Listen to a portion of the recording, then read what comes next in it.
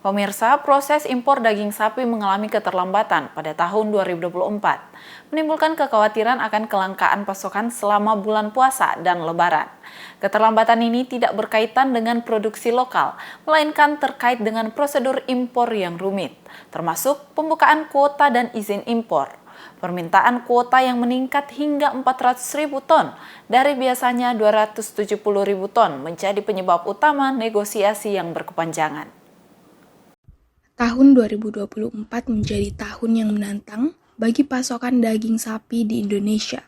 Keterlambatan dalam proses impor daging sapi telah menimbulkan kekhawatiran akan kelangkaan pasokan selama bulan puasa dan Lebaran. Namun, penting untuk dicatat bahwa keterlambatan ini bukanlah karena masalah produksi dalam negeri. Sebaliknya, itu berkaitan dengan prosedur impor yang rumit, termasuk pembukaan kuota dan izin impor. Proses impor daging sapi dimulai dengan pengajuan kuota, di mana kuota tahunan biasanya sekitar 200.000 ton. Tetapi permintaan tahun ini melonjak menjadi 400.000 ton. Dari biasanya 270.000 ton. Proses negosiasi yang panjang dan kompleks memperlambat proses impor, bahkan setelah kuota disetujui. Keterlambatan dalam proses impor ini menyebabkan ketidakseimbangan antara pasokan dan permintaan daging sapi.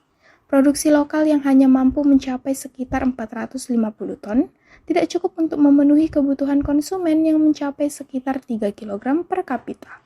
Akibatnya, harga daging sapi di pasar lokal pun meningkat, memberikan beban tambahan bagi masyarakat. Industri peternakan dan pemerintah perlu segera mengambil langkah-langkah strategis untuk mengatasi keterlambatan impor daging sapi. Salah satu langkah yang dapat diambil adalah mempercepat proses impor dan memastikan alokasi kuota yang memadai untuk memenuhi kebutuhan konsumen selama bulan puasa dan Lebaran. Tahun 70-an kita adalah eksportir. Pelabuhan Parepare adalah pelabuhan ekspor di tahun 70-an. Kita punya masih ada bekas-bekasnya ya. Area karantina ya di Kilo 2 itu ada. Itu adalah bekas kalau dulu kita mengekspor sampai ke Hong Kong ya, sampai memenuhi kebutuhan di Cina ya. Itu tahun 70-an. Tapi kan model-model pemeliharaan ternak di tahun-tahun itu kan adalah model gembala atau ranching. Ya sekarang itu tidak memungkinkan lagi. Kebutuhan lahan kita untuk pertanian, terutama untuk pangan, itu jauh lebih tinggi. Untuk jagung saja, untuk nanam jagung saya tidak kesulitan. Jadi sekarang kita harus mengubah cara beternak kita di Indonesia. Karena sejak tahun 2000 awal akhir 900-an ya, artinya di awal akhir 90-an lah. Karena itu kita mulai langka di akhir-akhir itu, dan sejak tahun 2000-an awal pemerintah sudah mencanangkan untuk swasembada. Tapi kenyataannya bukannya swasembada yang kita dapat, tapi justru jurang impor makin besar. Ya, awal 2000 masih 10.000 impor kita. Hari ini sudah 270-an ribu impor kita. Jadi, tapi itu bukan persoalan yang mudah pada dasarnya ya, karena pertama eh,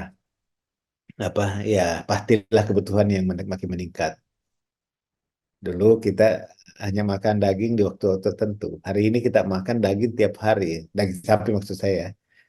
Tapi kita juga sudah tertolong pada dasarnya dengan daging unggas. Ya, daging unggas itu sudah sekarang posisinya hampir 70% dari total kebutuhan daging kita. Malah lebih lah, hampir 80 ya. Karena kita sekarang butuh sekitar berapa? 3.000-an ton ya. 3 jutaan ton ya. Keterlambatan impor tidak hanya merupakan masalah bagi konsumen, tetapi juga bagi produsen dalam negeri. Perlindungan hewan ternak dan kesehatan hewan harus tetap menjadi prioritas dalam mengatur impor daging sapi. Kolaborasi antara pemerintah, industri peternakan, dan importir daging sapi diperlukan untuk mengamankan pasokan dan menjaga stabilitas harga. Meskipun keterlambatan impor daging sapi telah menimbulkan tantangan besar, namun dengan kerjasama dan komitmen semua pihak, diharapkan masalah ini dapat segera diatasi. Pemerintah dan stakeholder terkait perlu bekerja sama untuk menjaga kecukupan pasokan daging sapi selama bulan puasa dan lebaran, sambil tetap memperhatikan kesejahteraan hewan ternak dan kebutuhan konsumen. Feni Septiani Ismail, Evans Ronaldo Linting, Unhas TV.